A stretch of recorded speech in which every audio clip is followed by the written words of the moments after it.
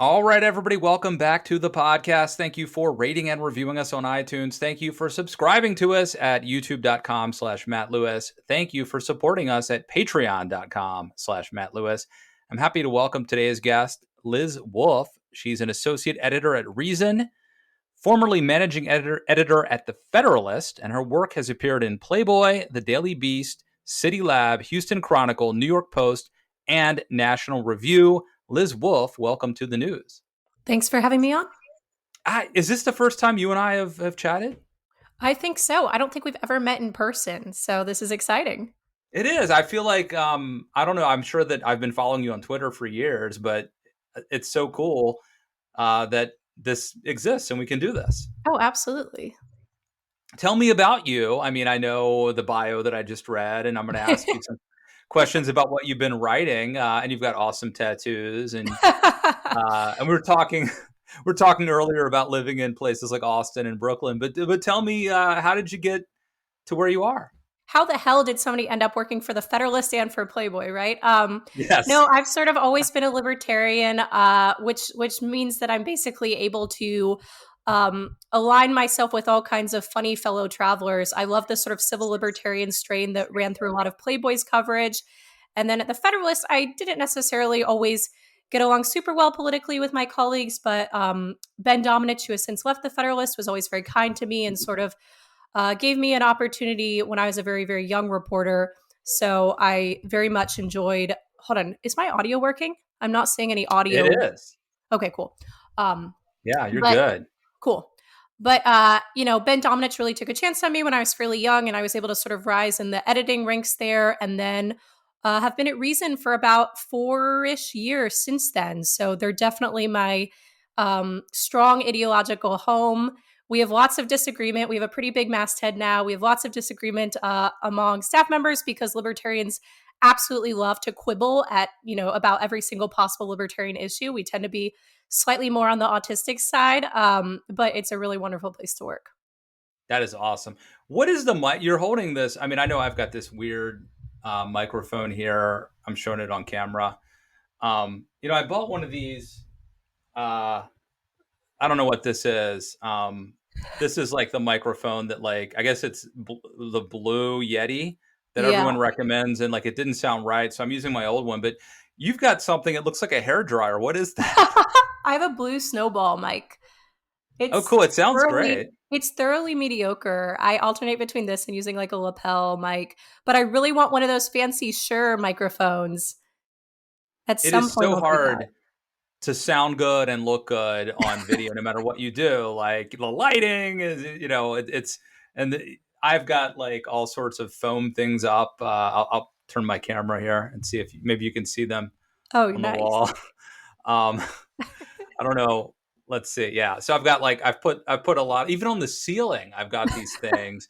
I feel like if you want to be in this business now, you got to do that. And here's a shameless self-promotion, a plug. I'm doing this how to be a pundit workshop at the Leadership Institute. Do you know Stephen Kent, by the way? Yeah, I love Stephen Kent. He actually does some of my like media bookings. So Stephen's a great guy, and he is coming on January 10th, and he's going to talk about how to create a home setup studio and to do YouTube and podcasting. So people should go to leadershipinstitute.org. You could watch it on Zoom or come in person and hear us talk about how to do this. Sorry for the rant, but it seemed well placed. I may need to consult you. I'm having a baby in October, and I'm converting a closet in my New York apartment to be the baby nursery to make sure that it has psychological issues when it's older. Yes. Very like tenement style, despite it being 2022. And I'm thinking of also trying to have the little tiny closet baby nursery double as a recording studio so that I can like move the crib out and go in there, because I think the acoustics to that small of a space would be much better. So I think I might put those like foam panels on the side of it, and it'll basically make the child feel like it's living in a bunker.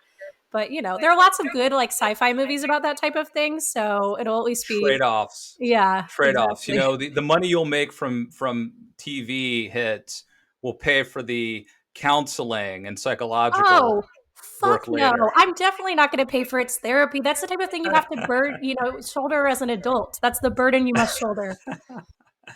Well, thank you for being here. And one of the things I wanted to ask you, we're talking about the libertarian world and being at reason and how diverse it is, but you're pro-life. And so I saw that you were tweeting about this and writing about this, and I wanted to talk to you about it because I'm pro-life as well, Oh, but I'm not a really? libertarian. I mean, I have some libertarian leanings, but I identify as a conservative, although they may not, the Will conservatives they may will not they take you? agree.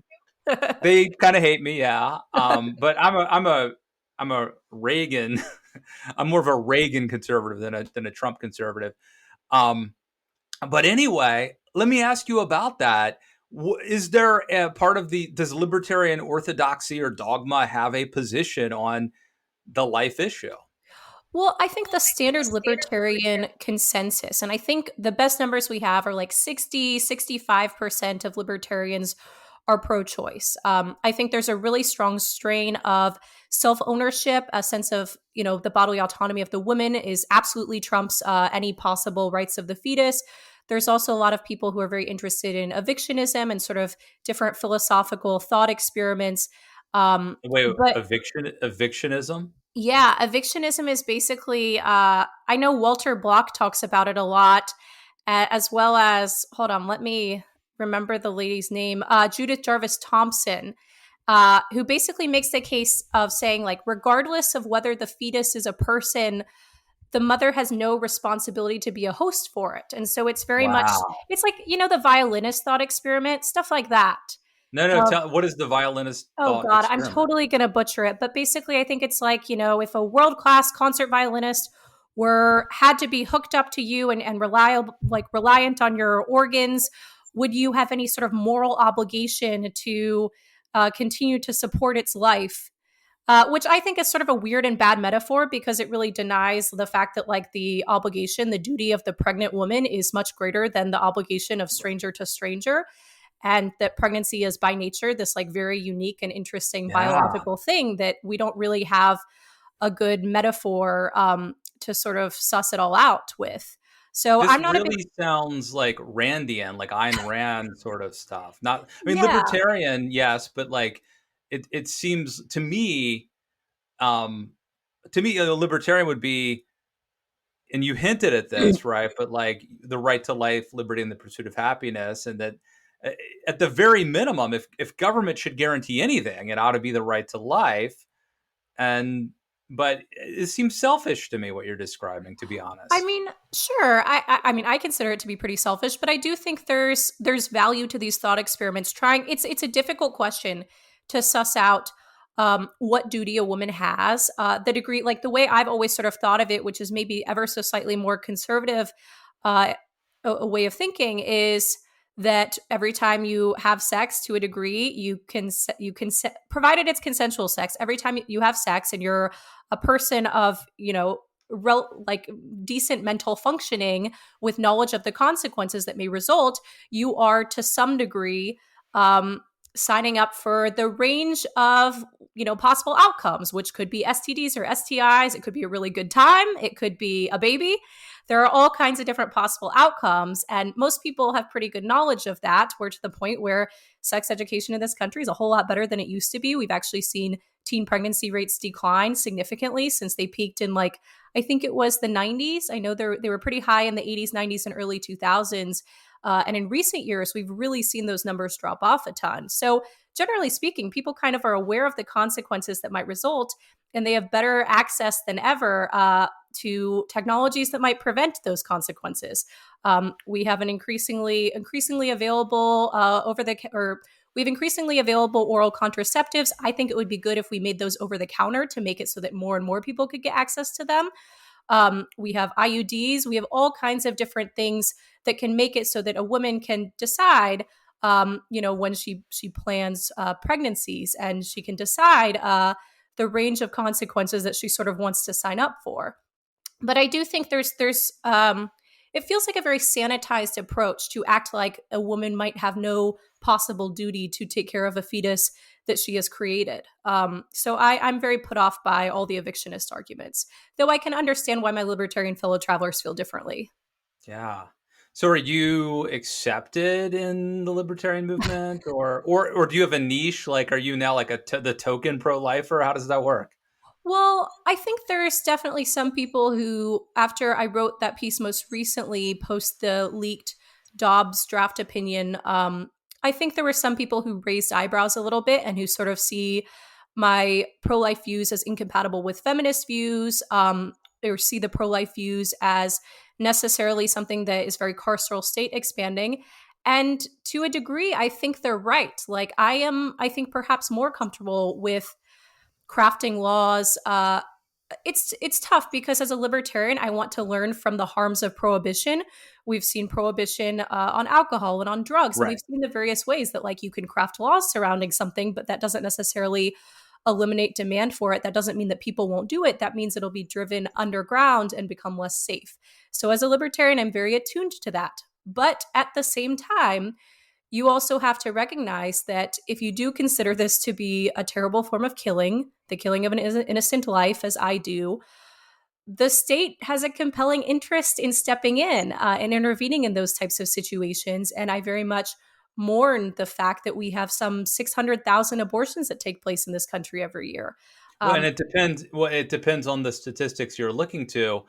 I'm trying to remember there's an institute, the Guttmacher. I don't even Guttmacher, know yeah, how's it pronounced. Guttmacher, I think. I don't know. Yeah, okay, I'll say Guttmacher. They only put out, they're a pro-choice group. They only put out a number every 4 or 5 years, but their numbers are closer to 1 million. So Yeah. if you think about all of the um, focus that it has been placed on COVID deaths in the last 2 years, and I think rightly so, that's 1 million. Yeah. We were aborting in 2014 around that number every year, Yeah. according to the Guttmacher Institute, at least. The CDC counts differently, Yeah. and I think they undercount. But whatever the case may be, um, nobody's talking, and not nobody. You and I are talking, but like, there's a lot more emphasis on the COVID deaths than there were on the million or so abortions every single year. Well, absolutely. And And it's I come think, down. And it's come. yeah. I'm sorry to interrupt. It has come down to, according to Guttmacher, I think like 800,000 a year now. Yeah, the peak was I think 1.5 million abortions, which held steady for much of the 80s and 90s. One thing that's also really interesting is I think people sort of misunderstand the demographics of who seeks abortions. A lot of the time, it's women who are less young than I think people envision in their minds. It's women. I think the biggest age category chunk is women ages 25 to 29. We've actually seen a huge decrease in obviously teen pregnancies, as mentioned before, but also teens seeking abortions. Yeah. So that's a really promising I think statistic. I think it's also women who've had a child already, Exactly. It's women who right? are already parents, which is really Yeah. interesting. It's also, if you look at the class distribution of this, because I'm always fascinated by that component, I have so much more respect for leftists who talk about class in very candid terms because it's like we use race or other things as a proxy for talking about class, which is actually the conversation we want to have because your life sucks a whole lot if you're a poor person in America. And I think it's very fair to think about whether our welfare programs are actually well targeted to affect these people, or to help them. I'm a big fan of like means testing things versus having universal programs. Um, but when you think about the class component of this, I think it's something like half of abortions are opted into by women who are below the poverty line. But then the other two chunks, the other 25% and 25%, are women who are like pretty middle class and then women who are pretty upper middle class. And so it's not just fully limited to women in situations of desperation where they're super young and super poor and working two jobs. A lot of the times the demographic looks the profile of a woman seeking an abortion in America looks a little different than I think people have in their mind's eye. Well, because you and I mostly agree on this, I'm going to move on. If we were arguing, it'd be maybe an even better conversation, Well, but we I'm sure we generally agree. disagree on some components. Like, I'm very squishy when it comes to crafting laws surrounding this. I'm squishy in a bunch of areas. I really, really struggle to figure out within the pro-life movement, for example, there's the idea that we should only go after abortionists, we should only prosecute abortion doctors, and we should not ever prosecute women, because the idea is that the woman is sort of the first victim is the fetus and the woman is the second victim, victim to a society that has normalized such things. And I really struggle with that way of thinking, because to me, that's unfeminist. It denies women agency. It denies them any sense of Yeah. moral culpability. And Remember Donald Trump got out of line with the pro-life movement during the 2016 campaign, saying that we should, maybe we need to prosecute the women too, or something like that. Well, exactly. So, It's a very unpopular. I mean, people have all different ways of approaching it. But for me, my objection is primarily a feminist one, where it's like, why are we denying a sense of agency? To me, that seems like we're infantilizing adult women who are making this, morally objectionable decision.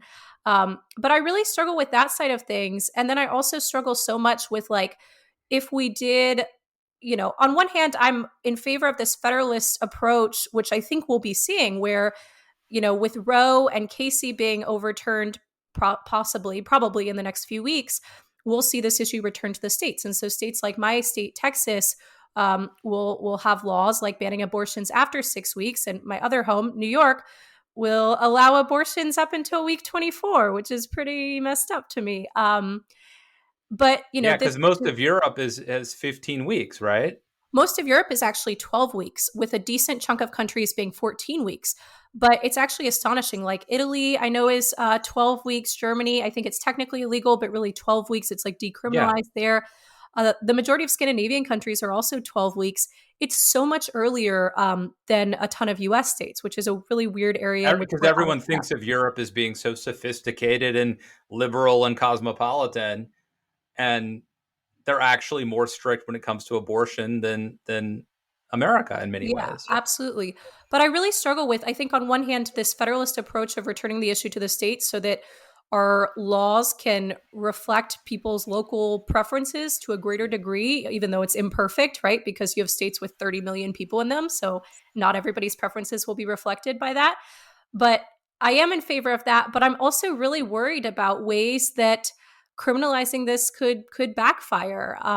We ultimately have a situation where women will still be able to seek abortions via, mail order technology. Yeah. We'll be able to distribute misoprostol and mifepristone via mail.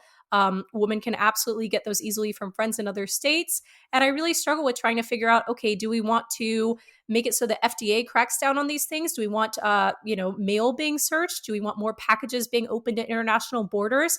This really opens up the door to a lot more surveillance of people's medical decisions. And I really struggle a lot with that, because there's a tension with my libertarianism where it's like, well, any number of fetal lives saved is a really, really good thing. These are important, innocent human lives. But also, what happens when we expand the surveillance state, and what happens to poor women who will probably be disproportionately punished, or then unable to actually get good legal defense when they are prosecuted for these crimes. It's possibly a very bad situation. So I take all those concerns seriously.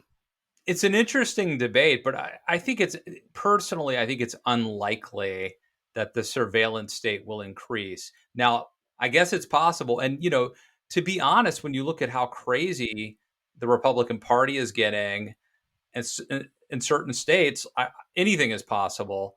But I don't think it's automatically a part of the slippery slope that the next step is for the surveillance state to increase. It seems like maybe that'll happen, but it's not clear to me that that's the next move. I think I'm just so cynical. So even when I look at some of these laws being crafted, like we saw Missouri legislators who had a provision in one of their bills that they were passing that criminalized treatment for ectopic pregnancies, which ectopic pregnancies are those that are growing and developing in the fallopian tube. That fetus cannot come to term. At some point, the fallopian tube will burst, and it's a life-threatening, terrible, terrible condition. The only solution is to deal with it via abortion, but it's not really elective abortion. It's like an absolute medical necessity. And so seeing these Missouri lawmakers misunderstanding what an ectopic pregnancy is and putting in provisions like that to criminalize it, it really disturbs me. I don't really trust the people who are writing these laws. To their credit, they did reverse that provision once people began to point this out. And to the credit of a whole bunch of states that have trigger laws, I think there's 13 states that have trigger laws where abortion will be made automatically illegal in the event of Roe and Casey being overturned. All of those states do have provisions that protect abortion rights when the life of the mother is in danger. And so I do want to give some credit while also expressing my trepidation at concerns over how a lot of these Republican lawmakers will write these laws. I mean, a lot of them are total idiots. They really, they really are. I think you've got a valid point there. All right, let me shift gears here and ask you about this Nina Jankowicz. Oh God. Am I pronouncing that right? Yeah. She's the absolute worst. I saw a video. So apparently she's in. Well, you tell me what she's going to be in charge of what new agency, bureaucracy? What is it? Yeah, it's called the Disinformation Governance Board, and I'm not totally sure. It's housed under the Department of Homeland Security, correct? I don't know. It's so Orwellian, though. The title is unbelievable. The Disinformation Governance Board. I mean, she's basically a woman who has been studying Ukraine and Russia relations. So you would think she would actually be able to, at this current time, leverage those skills into something much more valuable than what she's trying to do.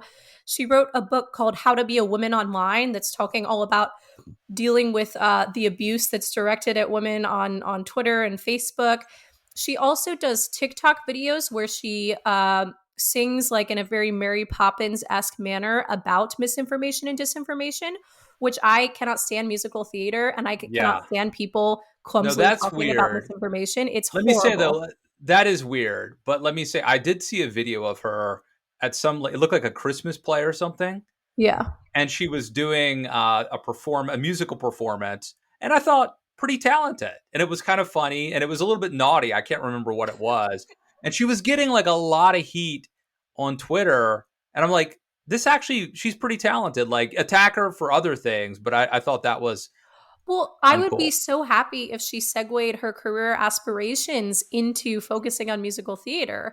Like, you should do that as opposed to whatever the hell she's trying to do, because I trust her much more in that capacity than being she's missed her calling. Maybe this is it. She absolutely has. I mean, it's really, all the joking aside though, all the like crazy, she has like, that like crazy ex-girlfriend meme. She has like extreme crazy ex-girlfriend meme vibes. All of that aside though, there's something I have no crazy ex-girlfriends. They're all perfectly sane. I'm not familiar with this meme. There's something so absolutely like noxious and toxic about this idea that we need to be appointing people to serve within the federal government's bureaucracy to be the designated truth determiners or misinformation determiners. There's something so incredibly horrifying about that. And I don't think it's really sinking into people to the degree that it ought to. I mean, fundamentally, I was even thinking about this a little bit because this week we had the terrible mass shooting in Buffalo.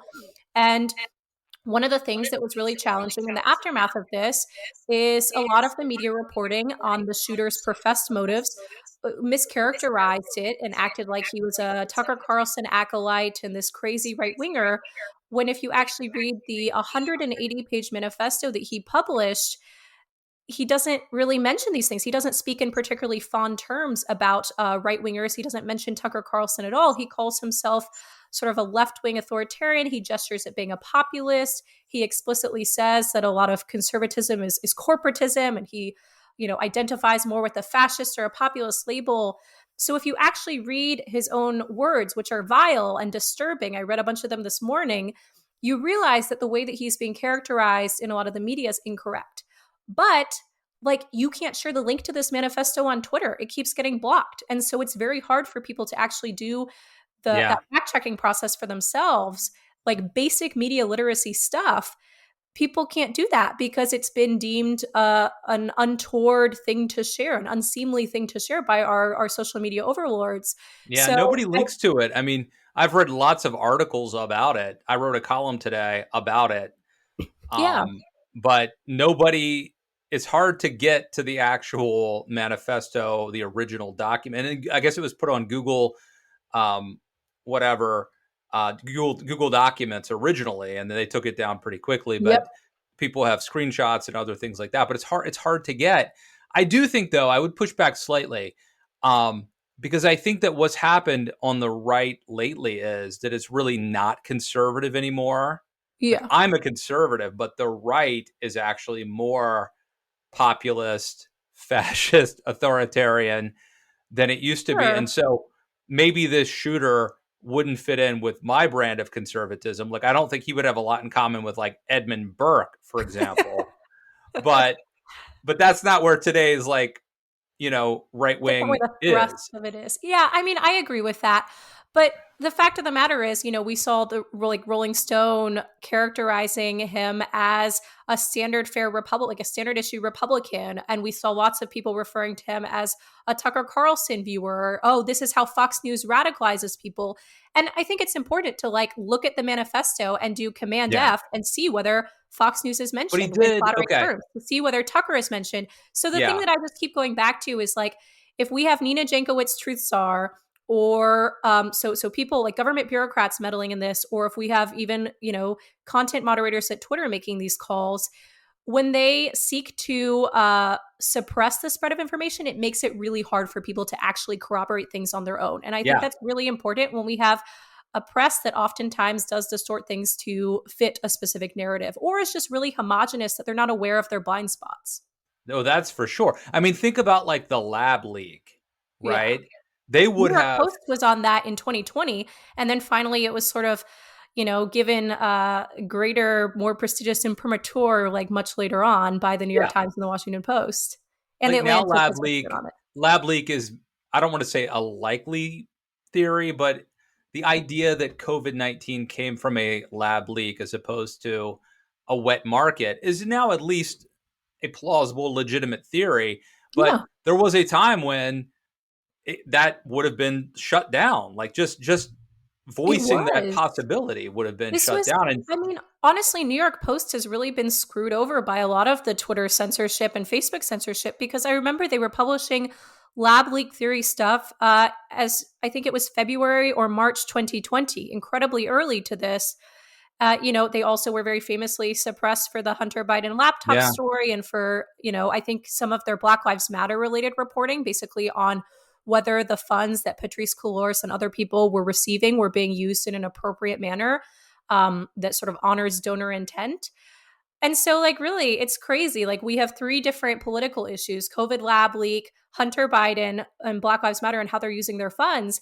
And like, time and time again, New York Post is basically told you can't publish this reporting, or yeah, rather, you can publish this reporting, but then its reach will be limited. It's a yeah. really big problem. But remember, okay, so a couple things. Number one, part of the problem is that Trump and his supporters would say 100 crazy, insane lies, and some of them, two or three, would be true. But Yeah. like, I think reflexively, he was training everyone to dismiss everything he said, which was wrong. Yeah. But that's sort of a natural response. But even in the case of the Hunter Biden stuff at the New York Post, that was really sketchy. Like, they floated it to the Wall Street Journal. The Wall Street Yeah. Journal decided there's not enough here to corroborate it. We're not going to go with it. Then the New York Post published it, but like, the person who wrote it didn't want didn't want her name on it or something, and like, it was Yeah. very sketchy, right? And it's a difficult story to fact check, right? And Yeah, I like the New York Post. I've written for them before, but I also am not 100% sure they have the fact checking crew to be able to do a really, really good job with yeah. a story And that there were like delicate. 100 so-called experts, Yeah. tech experts, saying that this was Russian misinformation or something. Yeah. Yeah, I mean, there is a case to be made that New York Post is sometimes plays a little fast and loose with some of these stories and some of these tips, and morphs things into articles that are perhaps deserve a little bit more vetting or fact checking, or a little bit more of a careful, airtight presentation. I'm totally on board with all of that. But fundamentally, the readers are the ones who need to be deciding whether they trust that. And Twitter, I don't think, is the appropriate entity. I mean, they're well within their rights to do so because they get to decide their terms of service, and they're a company, and we all sort of consent to their terms when we decide to use it. But I'm worried about this sort of pervasive, prevailing trend where content moderation gets more and more restrictive. And I think it means that we're sort of not able to have the resources available to us to be able to suss these things out for ourselves. Yeah, I think that's a really bad trend. I do too. Isn't this though just an interesting dilemma of modernity, which is to say that on one hand, there's the potential for bad actors to exploit the freedom and the availability of communications now. In the olden days, I mean, I have an iPhone that is like the technology in this outdated iPhone is better than like a recording studio used to be. It's Yeah. better than like a TV studio used to be. So there are no gatekeepers, right? And so Mm-hmm. bad actors have access to distribute toxic content so easily. Mm-hmm. Um, but by the same token, if you try to shut down content that like, who gets to decide what's the bad content, right? And then they're Yeah. they're always gonna mess up. Well, You how do we you see do it? this with people like Andy No. Like to me, he's like the emblematic, like ideal example of this, where it's like he distributes on the ground footage of all kinds of wild protests and crazy events where we really do need video footage in order, if we weren't there reporting on it in the actual location, having those videos captured is very useful. I'm thinking of Portland protests and Antifa action in Portland. I'm thinking of Kenosha. I'm thinking of all these different things. And is somebody who captures video and spreads it, but he's also not really the most reliable reporter on earth. He has spin and tilts that he injects in his commentary. He's, I imagine, selective with what he records and what he doesn't, and with how he frames it. I'm very like hyper skeptical when I'm watching an Andy No video on Twitter, but at the same time, he also does provide a useful coverage, useful firsthand accounts of what's going on. When a lot of the times, I mean, we saw this happen when a lot of the mainstream media was saying, these are mostly peaceful protests. No, don't call them Yeah, riots. In the wake of the George Floyd killing in 2020 and the riots that ensued, and an incredible amount of property damage, terrible destruction. We saw Black business owners being absolutely screwed over by this. We saw in some cases violence spilling over into, I remember several Black business owners being killed. At least one example comes to mind. I mean, really, really horrible stuff that for whatever reason, a lot of the times the New York Times or the Washington Post wasn't really giving us an accurate picture. But at the same time, Andy No isn't giving us an accurate picture either. And so yeah. But I what I'm wonder what left would have doing is happened sifting if through all of it and trying to figure out what makes the most sense and who's a bad actor. I wonder what would have happened though if like the Trump phenomenon had happened. And who knows, maybe it wouldn't have happened if we had a fair media. But like if the Trump thing happened and the alt-right thing happened, and the media though, instead of trying to score points, instead of trying to like do activism, had been reliable and had been a Yeah. sharp contrast. Like the right is lying to you, we are telling you the truth down the middle. Yeah.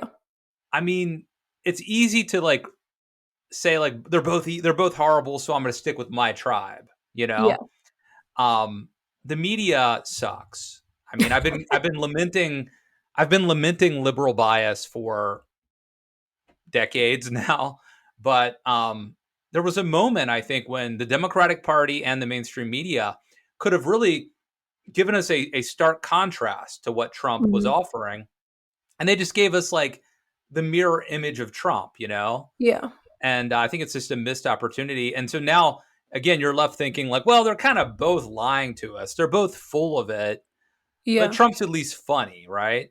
Where do you think that problem originates? Like, where do you think this is something that's like easy for us, those of us who sort of disagree with a lot of the leftist strain in mainstream media? It's easy for us to Yeah. all get together and kvetch about it. But like, where do you think this originates? Where do you think it really festers? Where is it deep seated? Like, what do you see? So I'll give you my immediate take Yeah. is I believe that just if you read Bernard Goldberg's book Bias, which was Yeah. about 20 years ago, I believe that initially the mainstream media was liberally biased, but it Hmm. was not evil. This was a sort of bias toward cities. It was a bias toward liberalism, but it was unconscious bias. They were not trying to get Republicans. They just had a liberal worldview. It wasn't fair to us conservatives, but that it was fairly anodyne. You could still Ronald Reagan managed to win 49 states despite a liberal bias. So it wasn't insurmountable. I do think, however, that what happened is when the rise of Trump and Fox News, but mainly the rise of Trump, led them to rather than responding to Trump by we'll be the opposite of him, we'll tell the truth. Mm-hmm. They said, like, we're going to fight fire with fire. Mm-hmm. And so the worse Trump got, the worse the Democrats got, the worse the media got. Yeah. And so it's very, it's symmetrical in that regard. That's my take. What do you think? Yeah, I'm curious about that. I mean, I haven't seen I'm newer to the industry, and I saw so much of that fighting fire with fire inclination on the right. Like when I worked at the Federalist, there was very much that tenor present in how people sort of thought about coverage, to a degree that I found distasteful and sort of not aligned with how I want to do journalism. But I really struggle with that. Like one thing I look at so frequently is like New York Times is excellent. They have wonderful foreign bureaus. They have excellent audio products. They have some really, really good breaking news reporting, and they are very careful with their fact checking a lot of the time. But one of the things that really does seep in is like there aren't people who are from poor backgrounds on their masthead to the same degree that there are people from rich backgrounds. There aren't pro-life Yeah. editors who are, you could have straight abortion related reporting. But having a pro-life editor or somebody who approaches the issue slightly differently could be useful in terms of just being like, okay, does this pass the ideological Turing test? Is this Yeah. how your opponent would characterize their argument? Or are you actually doing a good job of presenting this in neutral terms versus letting your sort of, if there are 10 reporters and editors who have their fingerprints on a piece about abortion and they're all coming from the same extremely pro-choice background, I see that as something that probably is to the detriment of the final product. And I just wonder, to what degree are people actually having those conversations in some of these newsrooms? I don't know. But like we focus so much on quotas and upping diversity in other areas, but I really see some of this ideological diversity as something that would make it so that you can still do this straight news reporting, but it will strike pro-life people as accurate and correct. Yes. Which, No, I sometimes completely agree. it's this And I'm really insidious thankful. bias that creeps in, and I think there are so many easy ways to fix it. And I'm thankful. Let me just suck up to the Daily Beast where I write. I mean, this podcast is mine, but I'll suck up to them anyway because they let me write about pro life stuff. And I think it's great for me. Really? It's great for them. It Do you get provides any backlash? Do people hate you from for it? readers do, but that's fine.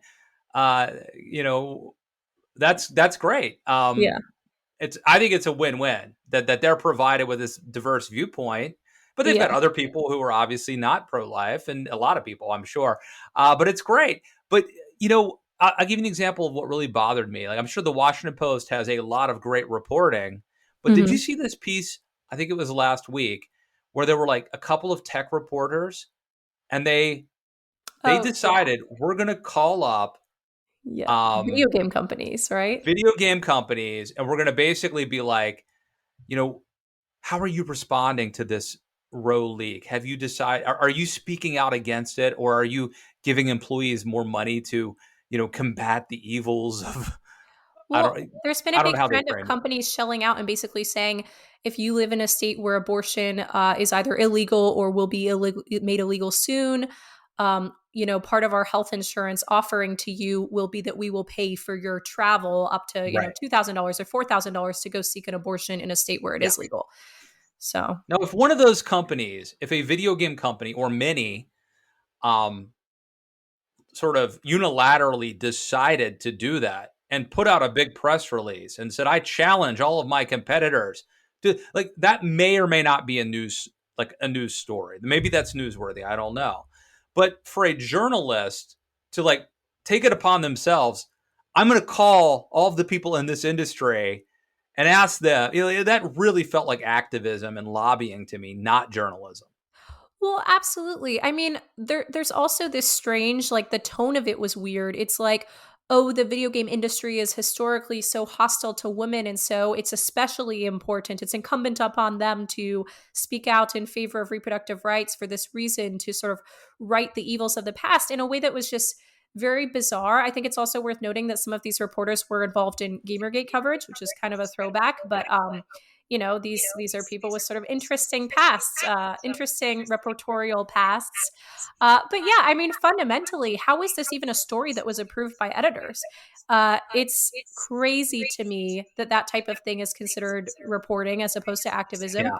And it's also like one of the things that I keep thinking through is like, I don't want to I would ideally not like to work for companies that pay a bunch of money for employees to be able to go seek abortions. I think that that's a really horrible and immoral thing. For people who legitimately do view this as like a genocidal thing that's happening in plain sight, which I think legitimately, I don't mean to use hyperbole for pro-lifers. If you are consistent in believing that life begins at conception or life begins at a very early stage, and people are aborting those fetuses at week 12 or at week 20 or whatever,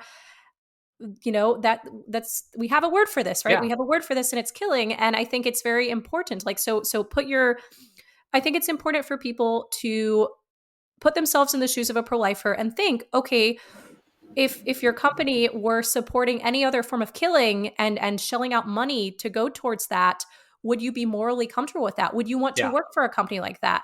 Oh no, there's a great, like, in a different world, the pro life cause is the great liberal human rights cause of our Yeah. time. It's the William Wilberforce against the slave trade, right? I mean, like It's also, it's like, save the whales. What about the baby humans? You know? well, also there's something very like ableist about the pro-choice movement or many pro-choicers, where I mean, I know so many couples where they will get amniocentesis when expecting a child. They'll get amniocentesis at week 15 or genetic testing at week 15 or 20.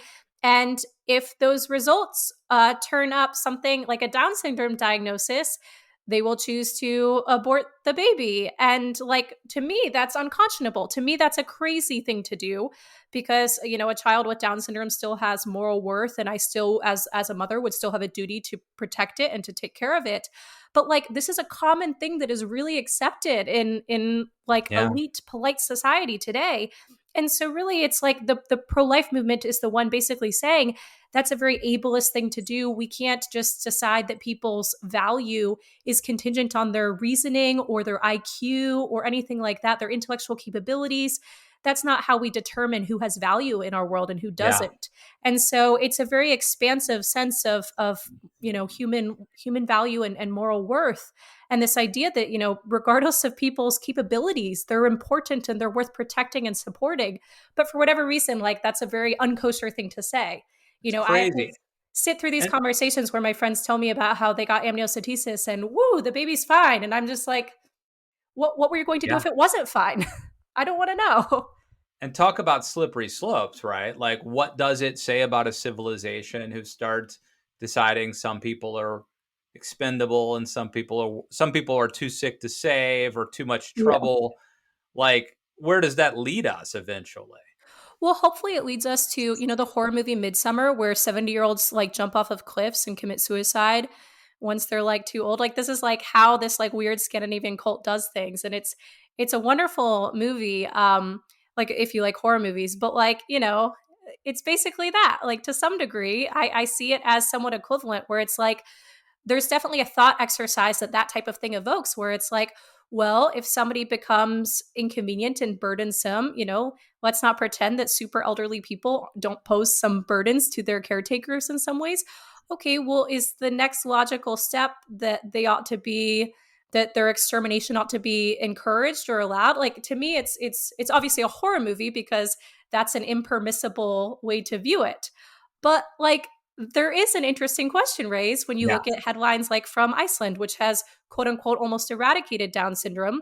And it's like, well, it's not like you guys found some sort of medical technology that ensures that nobody will have that genetic abnormality.